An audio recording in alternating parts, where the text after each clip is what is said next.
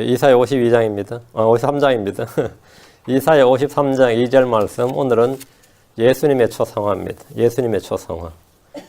이사야 53장 2절은 예수님의 용모, 예수님의 모습을 기록해 놓은 성경 구절입니다. 그래서 예수님의 초상화, 예수 그리스도의 초상화라고 말하는 유명한 구절입니다. 자, 같이 이사야 53장 2절, 그가 그분 앞에서 연한 초목같이 마른 땅에서 나온 뿌리같이 자랄 테니 그에게는 모양도 없고 우함도 없으며 우리가 그를 볼 때 그를 흠모할 만한 아름다움도 없도다. 없도다 없으니. 이렇게 주님께서 어떤 모습이셨는지 지금 잘 나오죠. 오늘 우리가 공부할 본문 말씀은 2절입니다. 1절에 이제 1절에서 our report, 이사야의 보고서, 그리고 다음 2절이 이제 예수님의 초상화, 이런 생각기도 합시다. 위대하시고 거룩하신 주 하나님 감사합니다. 하나님께서 긍휼을 베푸시고 복을 주셔서 이 시간 주의 영을 충만케 해주시고 우리 주 예수 그리스도께서 참으로 이 땅에서 어떻게 오셨고 또 이 땅에 어떻게 오셨고 또 우리를 위해서 무엇을 하셨는지 제가 늘 선포하고 늘 기억하고 또 저희 속에서 늘 그 말씀을 간직하고 기억하기를 원합니다. 아버지 하나님 또 이것을 저희가 담대하게 선포하기를 원합니다. 아버지 하나님 은혜 베풀어 주시고 늘 성령을 충만케 하시고 담대하게 해주셔서 참으로 우리 주 예수 그리스도께서 걸어가신 그 길을 걷게 하시고 무엇보다 우리가 그래서 예수 안에 그 뿌리를 내리고 자라나게 하시고 또 주님께서 저희 안에서 강력하게 활동해 주셔서 그리스도에 서신 주님께서 우리 안에 기록하신 모든 말씀들이 밖으로 드러나게 하시고 주님께서 이루시는 그 강력한 권능의 활동들이 밖으로 모두 다 드러날 수 있도록 그래서 우리가 참 주님과 함께 동행하는 일꾼으로서 수고하는 그런 성도를 되도록 복을 허락하여 주시옵소서. 이 시간 말씀이 선포됩니다. 하나님께서 복을 주시고 성령께서 권능의 역사해 주셔서 이 말씀이 귀에만 들릴 뿐 아니라 저희 마음판에 기록되게 하시고 저희 마음에 충만히 쌓아질 수 있도록 주님 도와주십시오. 감사드리며 주의 손 기도합니다. 아멘. 2절입니다. 이 구절은 예수 그리스도의 초상화라고 말하는 유명한 구절입니다. 말씀이 육신이 되신 분, 하나님께서 육체를 입고 오신 분의 간략한 초상을 여러분이 보는 겁니다. 그가 그분 앞에서 연한 초목같이 마른 땅에서 나온 뿌리같이 자랄 터이니 그에게는 모양도 없고 우함도 없으며 우리가 그를 볼 때 그를 흠모할 만한 아름다움이 없도다. 이것이 이 땅에 육신을 입고 오실 예수 그리스도의 모습입니다. 예수님을 직접 보았고 만졌고 따랐던 사도들은 그분에 대해서 이렇게 기록하지 않았습니다. 예수님이 어떤 모양이고 어떤 모습인지 뭐 얼굴이 어떻게 생기셨고 덩치가 좋았는지 근육질이었는지 아니면 빼빼 마르셨는지 이런 기록이 전혀 없으시단 말이에요. 근데 오히려 이사야가 예수님께서 태어나시기 한 700년 전에 대언자가 예수님의 모습을 기록해 놨다는 거죠. 대언자 이사야는 그분의 초상화를 그린 것이 아니라 그분의 모양과 모습에 대해서 간략하게 기록을 남겼는데 사람이 되신 하나님, 육신을 입으신 하나님의 모습이라고 생각하기에는 다소 충격적입니다. 하나님께서 사람이 되시고 하나님께서 이 땅에 독생자를 보내신다. 아니 이 땅에 그리스도를 보내신다 그러면 일반적으로 생각했을 때 어떤 사람일 것 같아요? 진짜 얼굴에 광채가 번쩍번쩍 빛날 사람이겠죠. 일반적으로 생각할 때. 그런 사람이 이 땅에 하나님께서 보내신 사람이고 신인, 하나님이 시자고 사람, 하나님 아들이자고 사람의 아들인 사람이 딱 이 유대 땅에 등장했단 말이에요. 그런 사람이 딱 출현했다 하면 누가 봐도 한눈에 봐도 그냥 말 안 해도 메시아로구나. 아니면 정말 그리스도로구나. 이런 생각이 딱 들 만큼 그런 인물, 그냥 아무나 신비롭다든지, 딱 얼굴만 봐도 신비롭다든지, 얼굴을 딱 보니까 그냥 거룩하다든지, 저 멀리서 봐도 광채가 난다든지, 그냥 따로 말할 필요가 없는 그런 분으로 오시면 유대인들이 쉽게 예수를 믿었겠죠. 그런 얼굴만 보면 그냥 완전히.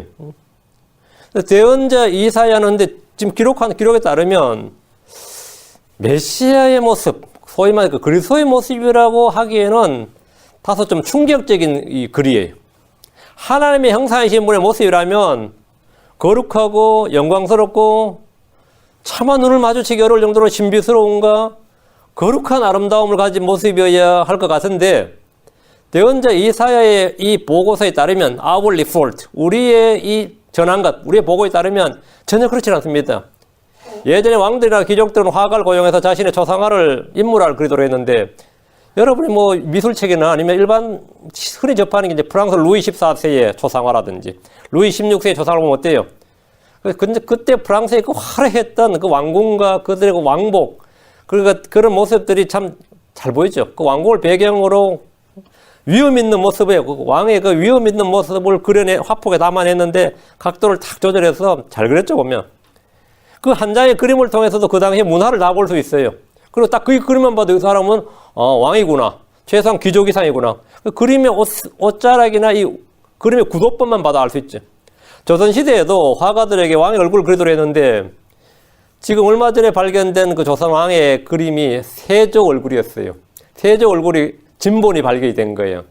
진본은 아닐 거야. 진본이 있는데 진본을 모사한 그림이었다. 그림인데 그게 우리가 생각했던 세조의 모습과 너무나 딴판인 거예요. 얼굴도 복스럽게 생겼고 통통한 데다가 세조가 자기 뭐 단종을 죽이고 어쨌든 수양대군이잖아요. 그 연속구에서 그려지는 모습과 이 어진에 그렸는 화가들의 왕들 얼굴을 그린 모습을 그린 어진이라 그래요. 어진. 그 왕의 얼굴을 그린 화가를 이제 어진 화사라 그러죠. 화사란 이제 화가란 뜻이 어진 화사라 그러는데 성경에는 아무도 예수님의 얼굴을 그린 사람이 없습니다. 뭐 복음서 중에 한 명이라도 딱 한 장이라도 다 그려놨으면 좋은데 없단 말이죠. 예수님의 제자들 중에도 예수님의 키나 얼굴이나 외모에 관련된 언급은 단 한 번도, 단 한 줄도 언급하지 않았습니다. 한 단어도 없어요. 사복음서 어디를 봐도 예수님의 키나 체형이나 몸무게 등의 용모를 짐작하거나 추정할 만한 그런 구절이 보이지 않습니다. 확실한 것은 그분은 결코 백인의 금발에 푸른 눈에 그런 용모는 아니었다. 그건 100% 아니었어요. 그러다 큰 키에 잘생긴 외모도 절대 아니었습니다. 짐작할 수 있는 것은 예수님께서는 30대 초반의 젊은 나이에, 이건 확실하죠. 30대 초반의 젊은 나이에 50세 정도의 얼굴, 그 정도로 좀 50이 조금 못된, 일반인들이 봤을 때 50이 조금 못된 나이로 보였다. 그렇게 보았다는 정도입니다. 요한복음 8장 51절에 이에 유대인들이 그분께 이르되 내가 아직 50세도 안 되었는데 아브라함을 보았느냐 하며, 예수님 그때 나이가 30세나 31세였을 텐데 50세도 못 되었는데 50세도 안 되었는데 이런 말을 들었단 말이에요. 이런 예수님께서 오늘날 젊은이들이 선호하는 동안의 모습이 아니라 중년의 건늙은이의 모습이라든지 노안이었구나 이런 생각이 듭니다. 여러분이 아마 레오나르도 다빈치가 그린 예수님의 초상화가 살바토르 문디라는 그 그림의 이름이 문디, 그게 구세주란 뜻이에요. 살바토르 문디, 뉴욕 경매 시장에서 뭐 거의 5억 달러 정도에 팔리는 그림인데, 그림은 팔렸는데 이게 진본이다 아니다. 뭐 이거는 레오나르도 다빈치 직접 그린 그림이 아니라 그 제자가 그린 그림이다. 뭐 이렇게 이제 말이 많지만 어쨌든 그 작품이 레오나르도 다빈치 그림이라고 하는 그 예수님의 초상화 보면 끔찍하죠. 그 얼굴, 여러분 모르겠으면 오늘 인터넷 찾아보세요. 이게 예수님이라고. 근데 그 그림이 그렇게 명하고 성한지 유명 그림은 제가 볼 때는 좀 끔찍했어요. 누군가가 정밀 묘사를 하듯이 예수님의 키와 몸무게와 머리 색깔, 뭐 눈의 색깔, 입은 옷과 신발까지 상세히 묘사했더라면 그가 본 예수님은 야 정말 못생겼구나. 이래야 정상입니다. 아름다움이었구나. 응? 아름다움이었구나. 그 이사야 53장 2절의 말씀처럼 연한 초목 같고 마른 땅에서 나온 뿌리같이 모양도 없고 우아함도 없고 흠모할 만한 아름다움도 없다는 말과 정확히 일치해야 됩니다. 사도들은 사복음서나 사도행전에서 예수님의 외모에 대해 아무런 말을 하지 않았는데 말할 필요 자체가 없었기 때문입니다. 침례 요한에 대해서는 마태복음 3장 4절에 바로 그 요한은 낙타털 옷을 입고 허리에 가죽띠를 띄었으며 그의 음식은 메뚜기와 들꿀이더라. 이래서 얼굴 모양은 안 나오는데 낙타털 옷을 입었다. 허리에 가죽띠를 띄었다. 이 정도 나오죠.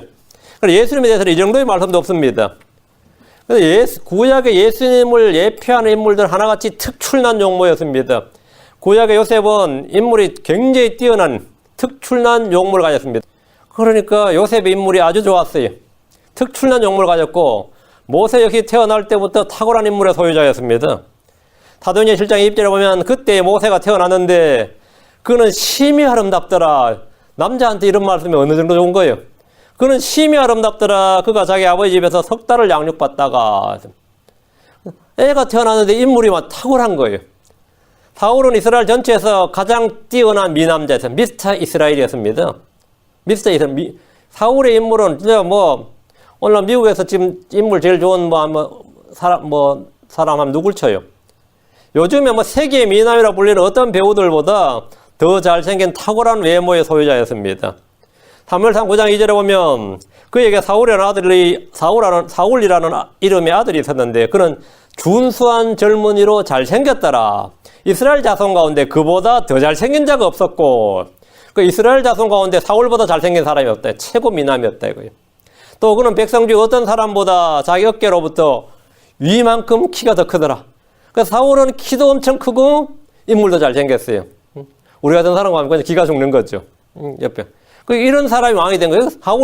사무엘이 사울을 뽑아서 너희 왕으로 삼겠다 했을 때 백성들은 뭐냐 저 사람이 왕이 되는 거는 전혀 반대할 거리가 없을 만큼 외모에서 출중했습니다.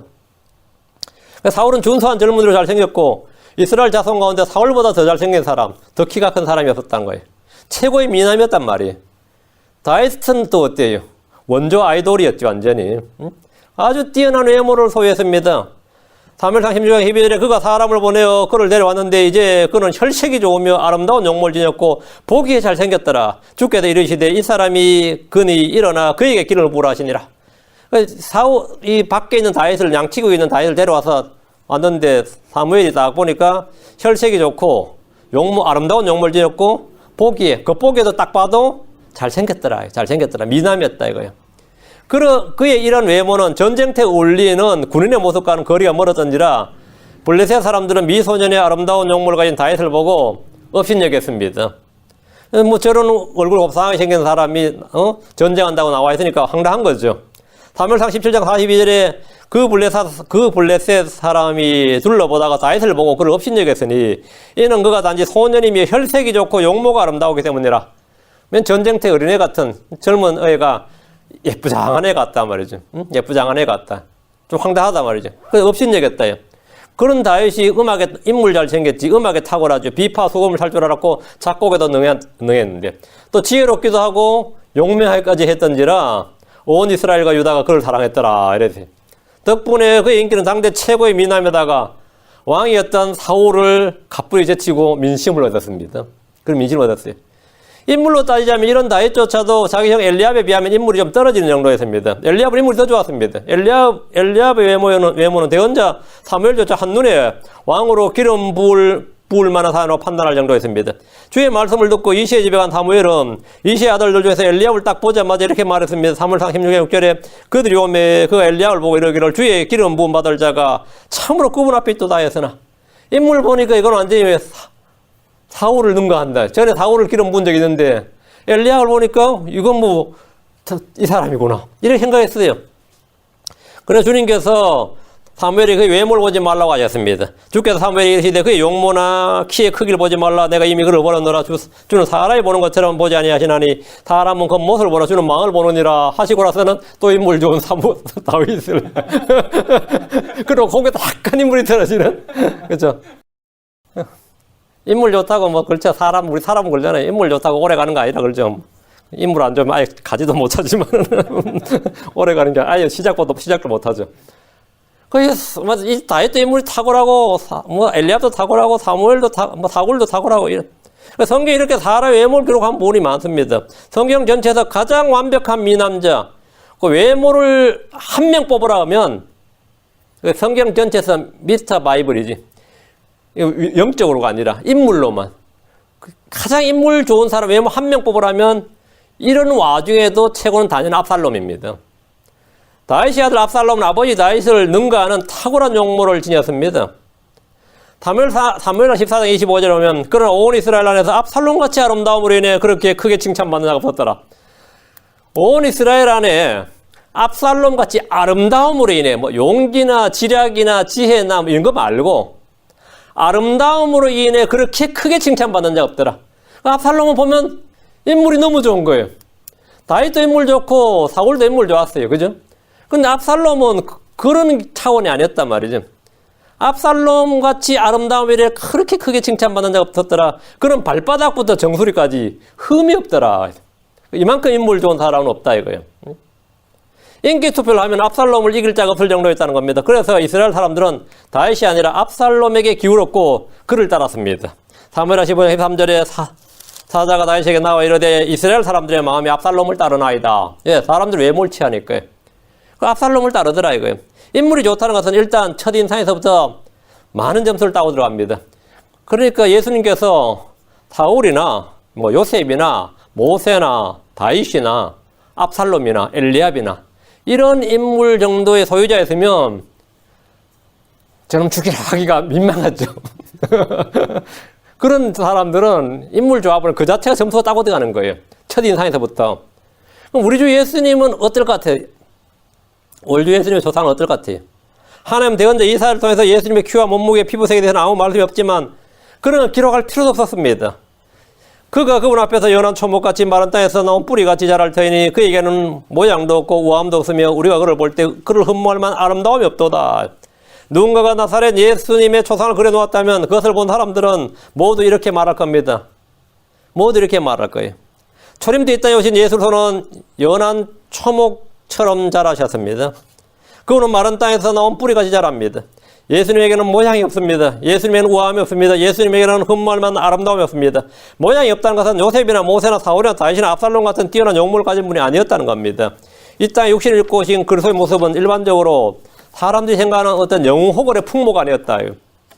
헐리우드 영화에 등장하는 주인공들처럼 카리스마가 넘치고 사람을 끌만한 어떤 매력을 뿜는 것도 아니었습니다.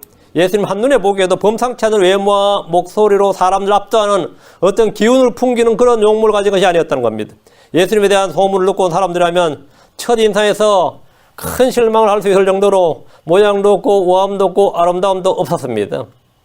모양이 없다는 말은 외모가 평범한 사람들 이하였다는 말입니다. 모양이 없다는 말은 이거 상당한 거예요. 전에 제가 이제 어떤 목사님한테 킹제임스 성경을 가르치게 됐어요. 그분은 자기 교회 성도들한테 자기가 이제 새로 배운 걸 막 가르치니까 이전과 수십 년 해왔던 거하고 가르친 게 막 틀리죠. 내용이 당연히. 킹제임스 성경을 배우고 새로운 교회를 배우니까. 그러니까 나 이거 다 윤 선생한테 배웠다고 계속 그때 제가 목사가 아니었어요. 그 윤 선생한테 배웠다고 해가지고. 그 교회 사람들 윤 선생이 너무 궁금한 거예요. 근데 드디어 목사님 자기 집에 초청을 했어요. 성도들하고. 그래가지고 그때 나는 못 모르고 거의 찢어진 청바지에 난루하게 갔더니만은 당신이 우리 목사님 말한 윤 선생이냐 그러면서 전부 다 실족하더라고. 다 실족했어요. 성도들이. 아무 짭짭한 키 작은 초라한 행색이었던 사람이 와서 자기 목사는 전혀 그런 사람이 아니에요. 근데 우리 목사님 맨날 윤 선생 하더니만 지금 우리 목사님 늘 지금 하던 그 윤 선생님 당신 보고 한 말이냐 그래 내가 난 모르는데요 그랬어요. 난 모르겠는데요. 사람이 외모가 확 처진다면 그냥 확 떨어지는 거예요. 엄청 실망을 하더라고요. 엄청 실망을 해요. 사도 바울 하고 막 맨날 편지로 듣고 사도 바울 했던 사람들이 사도 바울이 우리 교회 오십니다. 그럴 때 막 기대하고 있다가 딱 나타났어요. 매부리 코에다 대머리에다가 키는 짝 닮아갔는데 말은 더듬더듬해. 예수님께서 이러면 어떨 것 같아요? 완전히 깨져. 응? 그 사도 바울이 여러분 기록할 때, 여러분 사도 바울이 어떤 이 로마 뭐 성 베드로 성당 아니면 바울 성당도 있죠. 그리고 거기 로마에 가면 바티칸 가면 바울 그 동상이 아니라 바울 상이 있어요. 여러분 뭐 인터넷 찾아봤는데 칼 한 자루 잡고 성경 한 자루 성경책 한 손에 성경 한 손에 칼 갖고 있는 아주 멋있는 바울이 그 조각상이 돼 있어요. 근데 그 얼굴은 전형적인 서구 유럽형 얼굴이고 바울 사도는 총독이 봤을 때 너 이집트 사람이랬어요. 어? 너 그 이집트 사람 아니냐? 바울은 흑인에다가 전승에 따르면 매부리 코에다가 대머리였다. 그러다 성경에도 말에 능하지 못했다. 그래서 고린도 사람들이 실족하죠. 그렇게 바울하고 뭐 바울의 편지하면 그러니까 그 사람들 하는 말이 바울의 글에는 힘이 있으나 말에는 조라도다 뭐 이런 게 나온 거예요. 응? 차라리 안 보는 이만 못하다 뭐 이런 나오죠. 중세의 화가들이 성화에 자주 그리는 예수님의 잘생긴 얼굴이나 거룩하고 고상해 보이는 얼굴은 성경이 말하는 얼굴과 전혀 다른 얼굴입니다. 예수님은 고난에 익숙한 사람이셨습니다. 기독교 영화나 헐리우드 영화에 등장하는 예수님 얼굴은 성경의 예수님의 모습 모양이 아닙니다. 예수님은 슬픔의 사람이었습니다. 누가 봐도 예수님 얼굴은 다윗이나 솔로몬이나 압살롬처럼 아름다운 모습이 아니었습니다. 우아함이 없다는 것은 기품이나 신사도나 카리스마 같은 기질적인 면에서도 탁월함이 없다는 겁니다. 예수님은 뭔가 사람을 끌만한 매력이 없었다는 겁니다. 예수님이 인물이나 기품이나 예절 발음이나 품격이나 카리스마나 학력이나 재력이나 가문이나 뭐 하나 가진 것이 없었습니다. 그분은 머리 둘 만한 집 한 채가 없었습니다. 흠모할 만한 아름다움이 없다는 것은 그 사람만이 고유하게 가진 장점이나 특징이나 개성이나 재주나 기술 중에서 사람들을 감탄하고 끌만한 아름다움이 전혀 없었다는 말입니다. 모차르트는 키도 작고 인물은 별 못생겼는지 몰라도 어째요? 만나보면 그 탁월한 어떤 음악적 재능으로 해서 사람들의 사랑을 받았습니다. 그리고 사람들이 그러면 또라이인지 뭔지 몰라도 하여튼 음악 하나는 어때요? 그게 뒤로 누워가지고 피아노 친 사람입니다. 뒤로 뒤집어가지고. 사람들이 모차르트가 얼마나 음악 재능이 있었냐면 앞으로 피아노를 친 게 아니라 뒤로 누워 피아노를 쳤어요. 그리고 성당에서 연주만 할 뿐이 절대로 악보를 보여주지 않는. 근데 모차르트는 그 악보를 한 번만 딱 듣고 집에 와서 그대로 자기가 직접 악보 그려내버렸어요. 딱 한 번 듣고 그대로. 성당에서 악보 안 보여주면 그 음악을 듣고 나서 악보를 그대로 그려내버린 사람이에요. 그래서 진짜 천재였죠. 그러니까 사람들 사랑을 엄청 지금도 받고 있습니다. 얼마 전에 죽은 테너 가수 어느 나라 사람이에요. 그 파바로티인가 하는 사람 있죠. 목소리가 어때요? 아, 이거 환상적이죠. 그 높은 고음을 자유자재로 하는데 그 뭐 3대 테너 가수도 나머지 두 사람은 거의 적수가 안 돼요.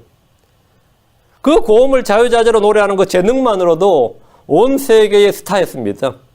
주 예수님의 그런 흠모할 만한 아름다움이 뭐 나사렛 사람이죠. 그거 하나는 엄청나다. 이런 게 없었다 이거예요. 하나님이 신이 나으신 아들이고 심히 기뻐하시는 독생자 예수로는 모든 것을 다 갖춘 채 태어난 사람이 그래야 정상일 것 같은데 모든 걸 다 갖춘 채 태어난 사람이 아니라 아무것도 없이 태어난 사람이었다는 거예요. 여기서 우리는 하나님의 일하시는 방법을 볼 수 있습니다. 하나님은 사람들이 생각하는 방법이나 기대하는 방법과 전혀 다르게 일하십니다. 하나님은 사람들이 어리석게 여기는 것, 멸시받는 방법을 사용하십니다. 하나님은 자신의 독생자 예수 그리스도를 보내실 때 그분을 영웅 호걸의 모습으로 보내지 않으셨습니다. 다재다능한 모든 걸 하실 수 있는 어떤 다재다능한 능력 뭐 그런 걸 보내지 않으셨어요. 그분은 천사의 본성을 취하지 않으시고 아브라함의 씨를 취하셨습니다. 그분은 종의 형체를 취하셨습니다. 하나님은 사람들이 어리석게 여기는 방법, 멸시받는 방법을 취하셔서 일하시는 겁니다. 예수님은 유대인들이 한눈에 보게도 그리스도라는 인상을 풍기질 않았습니다. 그 이분이 그리스도라 그러면 에이 이런 생각이 돼. 에이 말도 안 되는 소리. 내가 한번 만나보니까 지금 아닌 것 같은데 그분의 용모나 외모는 누구라도 한눈에 봐도 뭐 천사 같은 사람, 거룩한 사람, 신비로운 사람 이런 게 아니고 위대한 사람을 느껴지는 그런 게 아니고 전혀 그런 모습이 아니었던지라 무시와 조롱과 멸시와 천대를 받았던 겁니다. 얼굴만 보니까 에이 복 떨어진 얼굴인데 뭐 이런 식이야. 그 정도로 얼굴이 지금 상했단 말이죠. 자 본문을 봅니다. 2절 그가 그분 앞에서 연한 초목같이 자랐다 이 말이에요. 예수는 바벨론의 백향목처럼 크고 강한 나무가 아니라 연한 초목이었습니다. 예수님은 삼손처럼 힘을 자랑하는 육체를 입으신 것이 아닙니다. 요셉이나 사울이나 다윗처럼 멋있게 생긴 분이 아니셨습니다. 연한 초목은 말 그대로 연하고 약합니다. 비나 바람에 쉽게 쓰러집니다. 예수님은 예루살렘 왕궁이 아니라 베들레헴의 어느 곳에서 태어나서 구유란 말 여물통입니다. 여물통 구유에 누워졌습니다. 누가복음 2장 7절에 그녀가 자기 맏아들나 포대기로 사서 구유에 누웠으니 이는 여관에 그들을 위한 방이 없었기 때문이라. 주님은 방에서 태어나지도 못하셨고 태어난 후에 처음에 누운 장소가 뭐라고요? 구유였대. 말이나 소의 여물통, 양이나 여물통이었다. 그러니까 전능하신 하나님께서 전능하신 하나님께서 여자의 씨로 태어나심으로 그분은 연한 초목 같았습니다. 예수님은 돈 있는 집이나 권력 있는 집이나 명망 있는 어느 집의 자제로 아들로 태어난 것이 아니라 아무것도 없는 가난한 집의 아들로 태어났습니다. 여자의 씨, 아브라함의 씨, 다윗의 씨로 태어난 그분은 연한 초목에 불과했습니다. 보통 왕조국가에서 왕자가 탄생하면 온 나라에 그의 탄생을 선포하고 백성들이 모두 함께 기뻐할 수 있도록 세금을 감면해주고 죄수들에는 3년령을 내려서 왕자의 탄생을 함께 기뻐하도록 합니다. 귀족들도 자기 아들이 태어나면 기쁨의 축하잔치를 벌입니다. 그러나 주 예수님은 연한 초목 같았습니다. 연한 초목은 비바람이나 설이나 우박이나 기타 자연재해에 그대로 노출되어 있습니다. 아무도 중시하는 사람이었습니다. 벌레들에게 쉽게 먹힙니다. 연한 초목은 쉽게 꺾이고 부러집니다. 밟으면 밟히고 베면 베입니다. 예수님은 그룹이나 천사의 모습으로 오지 않으셨습니다. 예수님은 연한 초목 같아서 연약함에 쌓여 있는 분이었습니다. 히브리서 5장 2절에 그가 무지한 자들과 길에서 벗어난 자들을 불쌍히 여길 수 있으면 그 자신도 연약함에 쌓여 있기 때문이라. 그 자신도, 예수님 자신도 뭐라고요? 연약함에 쌓여 있기 때문이라. 연약함에 쌓여 있다. 그러니까 예수님은 강하신 그런 게 아니라 연한 초목이었다. 연약함에 쌓여, 그 자신이 연약함에 쌓여 있었어요. 그러니까 우리가 아마 강해질 필요가 없는 거죠. 약한 자가 오히려 하나님의 능력이 약한 데서 하나님의 능력이 강해지는 거예요. 예수님은 강철 같은 뭔가 초인적인 정신력을 소유하신 분이 아니라 우리와 동일한 살과 피를 취하셨습니다. 예수님은 우리와 동일한 성령의 지배를 받으신 분입니다. 그분은 여느 사람들과 마찬가지로 먹을 때 먹지 못하면 배가 고프고 목마를 때 마시지 못하면 갈증에 시달리고 많은 일을 하면 피곤하고 지치는 분이셨습니다. 우리와 동일한 시험을 받으셨습니다. 시험이 와도 나는 뭐 초월자라서 아무렇지도 않아. 그게 아니에요. 예수님 시험이 오면 다 시험을 받으셨어요. 시험을 받으면 그 시험이 뭐냐? 온몸에서 상처가 되는 거예요. 예수님 얼굴만 상하신 것이 아니라 마음도 많이 상하신 분입니다. 히브리서 2장 18절에 그분께서 친히 시험을 받아 고난을 당하셨은즉 시험 받는 자들을 능히 구조하실 수 있느니라. 주님께서 친히 시험을 받아 고난을 당하셨다. 시험 받을 때 주님 어때? 나 아무렇지도 않아. 그게 아니에요. 시험 받으면 고난이, 고통이 임했다. 어플릭션이 임했다 이거예요. 그렇죠? 뭔가 시험을 받으면서 마음에 상하고 괴롭고 힘들고 눈물이 나고 다 그랬다 이거예요. 고통으로 주님은 울부짖었어요. 주님은 나 아무렇지도 않아. 이러는 부류가 아닙니다. 나는 그까짓 건 아무것도 아니에요. 그런 게 아니다. 주님께서는 시험이 없었던 것이 아니라 시험을 받아도 아무렇지도 않았던 분이 아니라 시험을 받으면 고난을 당하셨습니다. 사람의 아들들이 겪는 시험, 사람이 겪는 시험을 통한 고난이 그분에도 있었습니다. 예수는 긁히지 않는 금강석의 멘탈을 소유하신 것이 아니라 우리와 동일한 감정을 소유하신 분입니다. 우리와 동일한 감정을 소유하신 분이. 예수님은 사람들의 어떤 말을 들어도 전혀 마음이 상하지 않는 분이 아닙니다. 그분은 초월자로서 우리 아무것도 느끼지 않는 분이 아니라 우리가 느끼는 슬픔과 두려움과 외로움 등 모든 감정을 다 느끼셨습니다. 왜? 그 자신이 연약함에 쌓여 있었기 때문입니다. 시험을 받아서 고난을 당하셨다. 그런 부분은 연한 초목이셨습니다. 히브리서 4장 15절에 우리에게 계신 대제사장은 우리의 연약함의 감정을 몸소 느끼지 못하시는 분이 아니요. 이 말은 뭐예요? 느끼지 못하시는 분이 아니요. 우리의 연약함의 감정을 다 느낀다면. 왜? 주님 자신이 연약하셨으니까. 연약함에 쌓여 있었으니까요. 모든 점에서 우리와 똑같이 시험을 받으셨으되 죄는 없으신 분이시니라. 시험을 받고 차라리 죄를 지으면 어때요? 그건 그렇지 않은데 시험을 받고도 죄를 안 지으려면 더 고생이죠. 그러니까 고통이 더 심한 거죠. 시험을 받으셨으되 죄는 없으신 분이시니라. 그분은 연한 초목같이 자랐습니다. 예수님께서 때때로 우셨습니다. 고통으로 우셨어요. 슬픔으로 우셨습니다. 때로는 강력한 부르짖음과 눈물로 기도와 간구를 드리셨습니다. 히브리서 5장 7절에 그분께서는 친히 육체로 가던 때에 자기를 사망으로부터 능히 구원하실 분에게 강렬한 부르짖음과 눈물로 기도와 간구를 드리셨고 또 친히 두려워하였으므로 하나님께서 들으셨느니라. 주님은 고난을 통해 배우신 분입니다. 그분은 하나님 앞에서 연한 초목같이 자라셨다. 지금 그분 앞에서 연한 초목같이 이 말은 당시 유대에서 최고로 치는 레바논의 백향목과는 대조가 됩니다. 석류나무나 종려나무나 어떤 나무와도 비교되는 것. 연한 초목이라 하죠. 연한 초목. 연한 초목이란 일반적으로 사람의 연약함을 말합니다. 육체는 풀이요 삶의 사람의 모든 영광은 풀의 꽃과 같습니다. 베전서 1장 4절에 모든 육체는 풀과 같고 사람의 모든 영광은 풀의 꽃과 같으니라. 풀은 마르고 그것의 꽃은 떨어지되. 예수님도 마찬가지요. 우리가 동일했다. 연한 초목이란 말은 풀과 같았고 이 말이에요. 예수님은 죄 없는 영적인 몸, 그 스피리추얼 바디를 입고 오신 분이 아닙니다. 죄 많은 육신의 모양을 입고 오셨습니다. 로마서 8장 3절에 율법이 육신으로 말미암아 연약하여 능히 하지 못하는 것을 하나님께서는 하셨나니 곧 자신의 아들을 죄 많은 육신의 모양으로 보내시고. 주님께서 뭐의 모양으로 보냈다고요? 죄 많은 육신의 모양으로 보내시고 또 죄로 인하여 육신 안에서 죄를 정죄하셨느니라. 예수님은 죽을 수 없는 몸, 불멸의 몸을 입고 오신 것이 아니라 죄 많은 육신의 모양으로 오셨습니다. 육신의 모양으로. 죄 많은 육신의 모양으로. 하나님은 자신의 아들을 연한 초목같이 육신의 모양으로 보내심으로 육신 안에 죄를 정하셨습니다. 빌립보 2장 7절에 스스로 무미한 자가 되사 자기 위에 종의 형체를 취하시고 사람들의 모습이 되셨으며, 주님 자기 안에 말씀이신 분이 자기 위에다가 종의 형체를 취하시고 사람들의 모습이 되셨다. 사람들의 모습이 되셨다는 말이 정확히 연한 초목의 뜻입니다. 연한 초목같이 이 말입니다. 히브리서 2장 16절에 진실로 그분께서는 자기 위에 천사들의 본성을 취하지 않으시고 자기 위에 아브라함의 씨를 취하셨도다. 자기 위에 아브라함의 씨를 취하셨도다. 사람이 되신 거죠. 예수님께서 연한 초목같이 자라신 이유가 이겁니다. 예수님은 처음부터 계셨던 말씀이고 하나님 형체로 계심으로 하나님과 동등이지만 아브라함의 씨를 취하셨기 때문에 그분은 연약함에 쌓여 있었고 연한 초목 같았고 모든 것에 시험을 받으셨고 모든 걸 우리와 똑같이 느끼셨고 우리의 모든 연약함의 감정을 몸소 느끼셨습니다. 주님은 못 느끼는 불감증이 아니에요. 주님은 다 느끼셨습니다. 다 체험하셨다 이거죠. 그분 앞에서 연한 초목같이 일한 말은 그분의 육신의 모습입니다. 예수님은 헤롯의 칼날을 피해서 이집트로 도망갔다가 갈릴리 나사렛에 정착했습니다. 예루살렘이나 베들레헴에서 유소년 시기를 보낸 것이 아니라 이방 땅으로 여겨지는 갈릴리에서 몫으로 약 30년을 보내셨습니다. 그때까지 그분은 아무 이름도 없었습니다. 아무도 그분을 알아주지 않았습니다. 그분은 백향목이나 버드나무나 상수리나무처럼 사람들 사이에서 우뚝 솟아난 것이 아니라 연한 초목 같았기 때문에 가장 낮고 낮은 분이었습니다.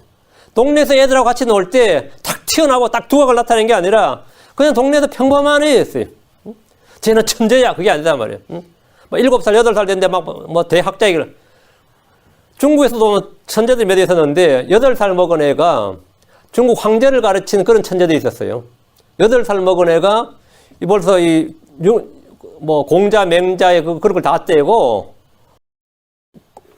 8살 먹은 애가 황제를 가르쳤다고. 그리고 고려시대에도 그런 인물이 있었어요. 조선의 3대 천재가 몇 명인데 그런 사람들 중에서도 어릴 때부터 천재들이었습니다. 어떤 사람은 자기가 밤새 책을 걷는데 집에 나왔는데 그 방에 불이 탔어요. 그 방에 불이 탔는데 주인이 이 책들 다시 못 구하는데 하니까 자기가 2주간 머물면서 밤밤 읽었던 책을 다 적어주고 갔어요. 그런 천재도 있었습니다. 우리가 보기에 상상이 안 되는 거죠. 상상이 안 되는 건 천재다. 나사렛에서 예수가 그랬으면 어땠을 것 같아요? 7, 8살 때쯤에 예수님이 그런 거 한번 보여줬으면 어땠을 것 같아요? 명성이 온 유대를 덮죠. 갈릴리에서 학식에서 천재로 소문난 것도 아니고 사무엘은 어릴 때 뭡니까? 대언자로 명성을 날렸습니다. 어릴 때 사무엘은 원래 대언자로서 명성을 날렸어요. 그런데 예수님 어릴 때부터 대언자로서 명성을 날린 것도 아닙니다. 그렇다고 다윗처럼 미소년으로 말이죠. 어릴 때부터 왕국으로 초청받아가지고 사람들을 조직해서 용맹하게 군대를 지휘하지 않았습니다. 나사렛의 젊은 랍비로서 위대한 설교자로 이름을 걸친 것도 아닙니다. 알렉산더는 그 나이에 제국을 세웠고 알렉산더는 30대에 제국을 세워서 더 이상 정복할 땅이 없다고 한탄을 했는데 주 예수님은 그 나이에 평범한 목수로서 의자도 만들고 도마도 만들고 이러고 있었습니다. 나사렛 사람들은 그분에서 조금도 특이한 점이나 흠모할 만한 아름다움이나 어떤 매력을 느끼지 못했습니다. 그걸 발견하지 못했습니다. 그분은 연한 초목같이 자라셨기 때문입니다. 요셉 같은 총리나 모세 같은 대언자나 다윗 같은 왕을 원했던 유대 역사에서 나사렛 예수님은 너무나 평범해 보일 정도로 평범이하였습니다. 그가 그분 앞에서 연한 초목같이란 말은 그분의 사역을 통해서 입증됩니다. 예수님은 가시나 찔레처럼 찌르는 가시가 없는 연한 초목 같았어. 아무나 쉽게 그분을 모욕하고 침을 뱉고 때리고 죽일 수 있었습니다. 예수님께서 엄청난 아름드리 나무처럼 굵은 그런 거목이었으면 아무리 찍어도 안 찍히겠죠. 찍어도 넘어지지 않겠지만 초목 같으니까 아무나 와서 그냥 귀샤대기 때리고 침 뱉고 수염 뽑고 이랬어요. 예수님은 약하셨습니다. 고린도서 13장 3절 4절 이는 그로께서 내 안에서 말씀하시는 증거를 너희가 구하기 때문이니라. 그분은 너희를 향하여 약하지 아니하시고 오히려 너희 안에서 강하시니라. 그분께서는 약하심을 통하여 십자가에 못 박히겠으나 오히려 하나님의 권능으로 말미암아 살아계시며 우리도 그분 안에서 약하나 너희를 향한 하나님의 권능으로 말미암아 그분과 함께 살리로다. 여러분 약하셨으나 사도 바울 자기도 약하다 이거예요. 육체로 가던 때 예수님은 고난의 연속이었습니다. 히브리서 5장 7절 8절 그분께서는 친히 육체로 가던 때에 자기를 사망으로부터 친히 능히 구원하실 분에게 강렬한 부르짖음과 눈물로 기도 간구를 들으셨고 친히 두려워하심으로 하나님께서 들으셨느니라. 그분께서 아들이실지라도 친히 고난받으시는 일들로 말미암아 여기 친히 고난받으시는 일들로 말미암아 순종하기를 배우사 주님은 아들이실지라도 고난을 많이 시험을 많이 당하셨고 고난을 많이 받으셨습니다. 많이 받으셨어요. 주님의 연약하심을 잘 보여주는 말씀입니다. 다음 계속 이사야 3장입니다. 마른 땅에서 나온 뿌리같이 자랄 터이나 마른 땅에서 나온 뿌리같이 예수님은 마른 땅에서 나온 뿌리같이 자라셨습니다. 예수님은 이시의 뿌리입니다. 다윗의 뿌리예요. 그런데 성경에 따르면 복 있는 자는 어떻다 했어요? 복 있는 자는 물가에 씨를 뿌리고 물가에 심은 나무 뿌리와 같습니다. 욥 말하기를 욥기 29장 19절에 내 뿌리는 물가에서 뻗어나갔고 이슬이 내 가지 위에 밤새도록 내렸으며 내 뿌리는 욥이 엄청나게 거부에서 잘 살았을 때문에 하는 일마다 형통했습니다. 그리고 엄청난 부자이고 동방에서 제일 큰 자였어요. 부족함이 없었습니다. 내 뿌리는 물가에서 뻗어나갔고 내 가지 이슬이 내 가지에 밤새 내렸다. 자식들도 잘 되고 7 자식이 있는데 다 하나같이 잘 되고 말이죠. 덕분에 욥은 모든 사람이 부러워하는 가장 큰 자였습니다. 그는 부자였고 강한 자였고 부족함이 없었습니다. 그는 물가에 뿌리 내린 나무였습니다. 아무도 광야의 씨를 뿌리지 않습니다. 광야에서는 제대로 자랄 수 없기 때문입니다. 이사야 32장 20절에 모든 물가에 씨를 뿌리고 소와 나귀의 발을 그로 보내는 너에게 복이 있느니라. 물가에 씨를 뿌리고 복이 있느니라. 주를 신뢰하는 자는 물가에 심은 나무입니다. 사도 예레미야 17장 8절에 그는 물가에 심은 나무고 뿌리를 강가로 뻗은 나무 같았어. 더위가 오는 때를 보지 아니하고 잎이 푸르고 가물은 해도 걱정이 없으며 열매 맺는 일을 그치지 아니하느니라. 이게 복 있는 사람이, 주를 신뢰한 사람이. 주의 율법을 주야로 묵상하는 자는 물가에 심은 나무입니다. 시편 1편 3절에 그는 물 있는 강가에 심은 나무 곧 제철에 열매를 맺는 나무 같으며 그의 잎사귀 또한 시들지 아니하려다. 그가 하는 것은 무엇이든지 형통하려다. 그렇다면 그리스도이신 예수님은 당연히 물가에 심은 나무 뿌리같이 자라야 형상입니다. 그런데 본문에는 그분께서 마른 땅에서 나온 뿌리같이 자란다고 합니다. 그거 어떻게 된 거예요? 예수님은 연한 초목인데 마른 땅에서 나온 뿌리같이 자랐다면 가장 척박한 환경에서 자라셨다는 거예요. 예수님께서 잘 자랄수록 물을 뿌려주는 사람이 없었어요. 물이 없었다 이거예요. 물가에 연한 초목이 물가가 아니라 마른 땅에서 자란다 그러면 이거는 열매는 고사하고 생존을 걱정해야 됩니다. 살아남는 걸 걱정해야 돼요. 예수님은 태어나면서부터 어떤 잘 살까 이게 중요한 게 아니라 살아남기에 골몰해야 했습니다. 살아남기에 힘들었어요. 아주 척박한 환경이었단 말이죠. 그분은 좋은 환경에서 유복한 환경에서 태어나서 좋은 환경에서 풍족한 가운데 자라신 분이 아닙니다. 예수님은 금수저랑 은수저를 물고 나신 분이 아니란 말입니다. 어릴 때부터 유복하고 좋은 환경에서 최상의 기회를 제공받으며 좋은 학교를 다니거나 좋은 직장을 가지신 것이 아닙니다. 예수님은 척박한 환경에서 자랐습니다. 마른 땅에서 자란 나무는 볼품이 없습니다. 마른 땅에 뿌리는 물이 없기 때문에 극한의 생존 환경을 견뎌내야 됩니다. 예수님은 태어나신 후에 얼마 지나지 않아서 이집트로 도망을 갔어야 했습니다. 태어나서 얼마 지나지 않아 이집트로 도망을 갔다고. 그래서 뭐 먹고 살아요? 동방박사들이 선물 안 줬으면 큰일 날 뻔했죠. 그 동방박사들이 선물 준 거 가지고 팔아서 산 겁니다. 그게 생활비였어요. 그 헤롯이 왕으로 있는 동안은 못 오는 거죠. 고국으로 못 돌아오는 거예요. 헤롯이 죽었어요. 헤롯은 계속해서 그분을 죽이기 위해서 그분의 생명을 찾았습니다. 이집트에서 얼마 시간을 보낸 후에 헤롯이 죽었다는 소식을 들었는데 천사가 돌아가라고 말했어요. 응? 마태복음 2장 20절에 이르되 일어나 어린아이와 그의 어머니를 데리고 이스라엘 땅으로 들어가라. 어린아이의 생명을 찾던 자들이 죽었느니라. 어린아이의 생명을 찾던 자들이 죽었느니라. 예수님께서 척박한 환경에서 물이 없는 곳에서 말이에요. 거기서 유년 시절을 보냈습니다. 유년 시절을. 요셉은 갈릴리 지역의 나사렛이라는 도시에 정착해서 거기서 목수로 살았습니다. 여차하면 또 튀어야 되니까. 여차하면 또 튀어야 되니까. 그래서 변방 갈릴리에 살게 된 겁니다. 한국으로 치면 연해주 지역 정도 있죠. 아니면 만주 지역, 그 간도 지역, 이런 식이에요. 마른 땅에서 나온 뿌리같이 자랄 터이니 이것은 세상과 그리스도의 탄생과 관련되어 당연한 이치입니다. 이 세상은 의인들이 살기에 광야와 같은 곳입니다. 죄 많은 세상에 메시아 예수님이 태어나셨습니다. 이 죄 많은 세상은 의신 예수님, 하나님의 권능이시고 하나님 의시고 하나님 지혜이신 예수님 태어났을 때 그분에게 적합한 영적 환경을 제공해 줄 수 있나 없나? 없다 이 말이죠. 어떤 유대교도 예수님께서 유대교 속에서 하는 바리새인들 세계에서 살았다 하더라도 그것은 예수님에는 광야예요. 마른 땅이란 말이죠. 크리스천들에게 이 세상은 광야와 같은 것입니다. 내가 거듭나면 나에게 영적 성장을 무한 공급해주는 세상이 기다리고 있습니까? 없습니다.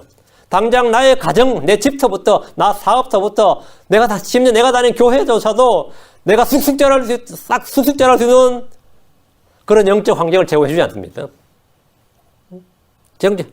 내가 막 기쁨으로 왔는데, 야, 너무 흥분하지 마라. 이런다고, 교회에서. 그럼 뭐 좀 합시다. 그러면은, 처음엔 다 그래. 조금만 지나봐. 안 그래요? 막 여러분의 영적 성장을 막 도와주는 환경들이 아니다. 다 짓누르는 환경들이단 말이죠. 다 광야입니다. 이 세상은 의가 없는 마른 땅입니다. 진리가 없는 마른 땅입니다. 긍휼도 없고 믿음도 없는 메마른 땅입니다. 이 땅 어디에도 하나님의 지혜가 없는 광야입니다. 출애굽한 이스라엘은 40년 동안 광야를 방황했습니다. 거기서는 양식도 없었습니다. 물도 없었어요. 시장도 없었고 학교도 없었고 아무것도 없었습니다. 없었어요.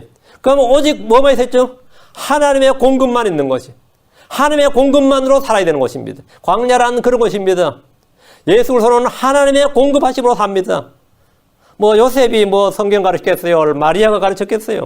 아니면 너는 어릴 때부터 메시아로 태어났으니까 랍비 학교 가라고 해서 학교를 좋은 데 넣어줬겠어요? 예수님은 그러지 않았습니다. 좋은 환경이 아니었대. 뭐 갔다고 해도 배울 것도 없었겠지만 예수님은 가장 척박한 환경에 살았어요. 먹고 살아야 되니까 뭐 해야 되죠? 같이 목수해야지 뭐 해야죠. 집안의 장남으로서 같이 목수해야죠. 출애굽한 이스라엘은 40년 동안 광야를 방황했습니다. 그들은 시내산 하나님의 벌을 받은 후에 물가로 인도받은 것이 아니라 계속해서 광야를 걸었습니다.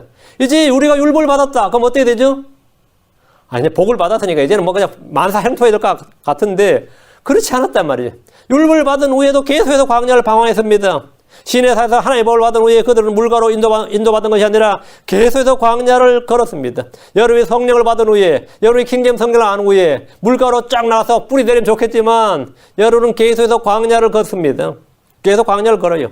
광야는 사람들이 살기에 적합한 곳이 아닙니다. 광야의 삶은 기적적인 보호와 공급과 보살핌이 없이는 사람 자체, 생존 자체가 불가능한 곳입니다. 하나님은 40년 동안 광야에서 그들을 먹이고 입히시고 인도하시고 지키셨습니다. 매일 하루하루가 기적의 삶이었습니다.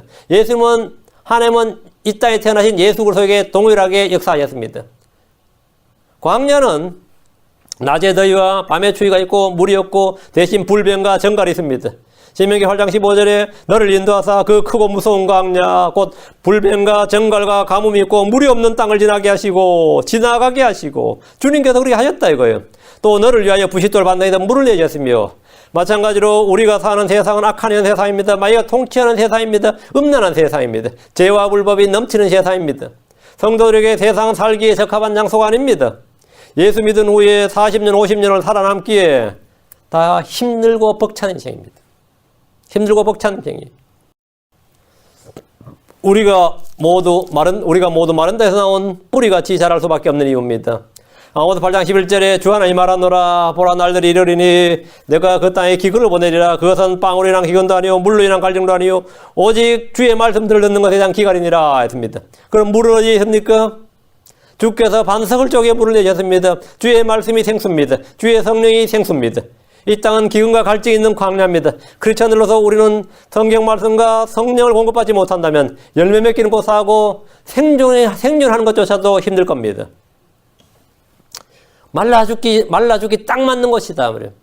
말라 죽기 딱 맞는 것이 이 세상입니다. 저는 주의 말씀을 충분히 배우고 알기 전까지 제 마음은 언제나 광야와 같았습니다. 많은 교회들을 좀 돌아다녔는데 언제나 광야와 같았습니다. 메말랐습니다. 구원받은 후에 몇 년간 얼마나 갈증에 휘달렸는지 모릅니다. 여러분 그런 경험이 없습니까? 주의 영으로 충만해질 때까지 마음속에 주의 말씀이 풍성히 거하기 전까지 우리는 언제나 마른 땅에서 나온 뿌리같이 그렇게 자랍니다. 뿌리같이. 그럼 뭐 자라는 게 아니죠. 이런 주님과 갈증을 영원히 해결하는 방법은 믿음을 통해 그분 안에 뿌리를 내린 것입니다.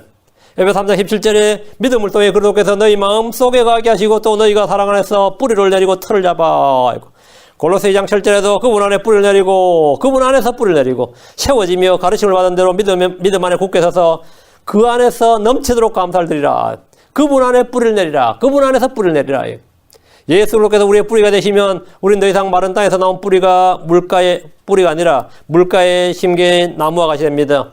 예수님은 다윗의 가지며 다윗의 뿌리십니다. 예수님은 유대인으로 태어나신 분이지만 이스라엘을 지탱하는 뿌리입니다. 예수님은 교회의 기초이시며 반석이며 동시에 머리이십니다. 우리는 그분의 가지들입니다. 예수님은 우리의 뿌리이십니다. 로마 11장 18절에 그 가지들을 향하여 자랑하지 말라. 자랑할지라도 내가 뿌리를 지탱하지 아니하며 뿌리가 너를 지탱하느니라. 크리스천은 세상에서는 연한 초보이고 마른 땅의 뿌리지만 그분 안에서는 열매 맺는 포도나무 가지요 접붙여진 올리브나무 가지입니다. 다시 2절입니다. 그에게는 모양도 없고 우아함도 없으며 우리가 그를 볼 때에 그를 흠모할 만한 아름다움이 없도다. 육신을 입고 사람이 되신 예수님에게 없는 것들입니다. 한국 사람들은 매화나 난초나 국화나 대나무, 중국 사람도 마찬가지. 이 사군자라 그러죠. 매난국죽이라 해서 사군자라고 그러는데 봄에는 매화, 여름엔 난초, 가을에는 국화, 겨울에는 대나무를 각각 대표식물로 매겨서 이것을 군자라 그럽니다. 매화는 봄에 추위를 무릅쓰고 제일 먼저 꽃을 피운다고 해서 칭송을 했고 난초는 약이나 열매로 쓰이지 않으면도 은은한 향기로 가장 사랑을 많이 받는 식물. 그 난초랑 웃긴단 말이죠. 이게 뭐 열매가 특별한 것도 아니고 그 약용으로 쓰이는 잎사귀도 아니에요. 약용도 아니고. 근데 사람 손이 제일 많이 가는 그런 식물입니다. 그 은은한 향기로 사랑을 받는 식물이고 국화는 늦은 가을에 첫 추위를 이겨낸다고 칭송을 받고 모든 식물이 비떨어지는 겨울에 추운 겨울에 잎사귀가 푸르른 대나무. 그래서 그 칭찬을 받는 군자의 덕목으로 칭찬을 받는데 예수님은 이들 중 어느 식물 어느 나무에도 해당되지 않습니다. 아무도 예수님을 뭐 하다고 칭찬하지 않는다 이거예요. 예수님은 연한 초목같이 마른 땅에서 나온 뿌리같이 자라셨습니다. 사람들이 칭송하는 어떤 아름다움도 없었습니다. 그럼 예수님이 이것들 외에도 없었던 것들이 많습니다. 이 땅의 하늘과 땅의 모든 것을 소유하신 분이고 모든 것이 내 것이니라 하신 분인데 하나님이신 예수님에게도 없는 것이 있었고 예수님에게 전능하신 하나님에도 불가능한 것이 있습니다. 모든 것의 소유주이신 주님께서 없는 것이 있고 전능하신 주께서도 불가능한 것이 있다면 이것보다 더 모순된 일이 없을 겁니다. 주님께 없는 것, 주님께서 하실 수 없는 것, 불가능한 것들이 있습니다. 예수님께는 변함이 없으십니다. 나는 주라, 나는 변치 아니하노라. 주님은 변함이 없다.